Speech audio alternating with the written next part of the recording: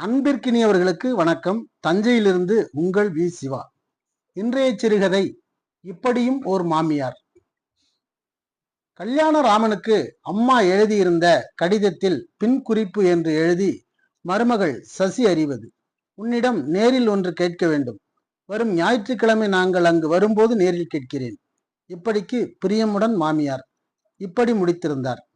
அதை படித்ததிலிருந்து சசி கலக்கத்துடனேயே காணப்பட்டாள்.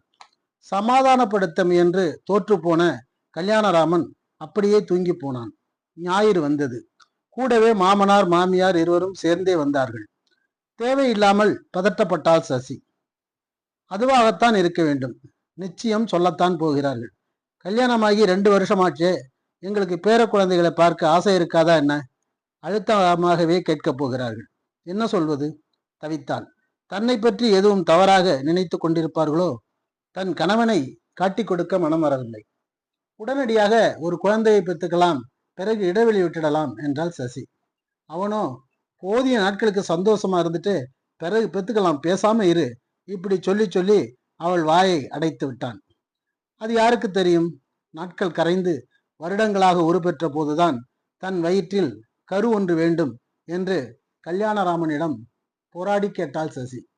அடுத்த ஆண்டு ஒரே பதிலை அவன் பிரசவித்தான். அந்த பின்குறிப்பு என்னவோ சசியை நிறையவே பயமுறுத்தியது. வந்ததும் காஃபியை அருந்திய மாமியார், சசி கொஞ்சம் வாயேன் என்றபடி கொல்லைப்புறம் நோக்கி நடக்க பலிகடாவாக தொடர்ந்தாள் சசி. கல்யாணராமனும் அப்பாவும் ஏதோ ஒரு நில சம்பந்தமாக பேசிக்கொண்டு உட்கார்ந்திருந்தார்கள். கிணற்றடியில் போய் நின்று கொண்ட மாமியார், ஏமா சசி, கண்ட கண்ட மாத்திரைகளை சாப்பிட்டு உடம்பு கெடுத்துக்காதே, காப்பற்றி போட்டுக்கோ, ஒரு 5 வருஷத்துக்கு உனக்கு புள்ள குட்டிங்க வேணாம். ராமன் கட்டாயப்படுத்தினா கூட இப்ப வேணாம்னு அடியோடு மறுத்து சொல்லிடு. நீங்க தான் கஷ்டப்படணும். நம்ம நாடு இருக்கிற நிலைமையில தெரிஞ்சோ தெரியாமலோ நாம செய்யற நல்லது இது ஒண்ணுதான் நினைச்சுக்குங்க. சரி சரி, போய் வேலையை பாரு. பாத்ரூமுக்குள் நுழைந்து கொண்டாள் மாமியார்.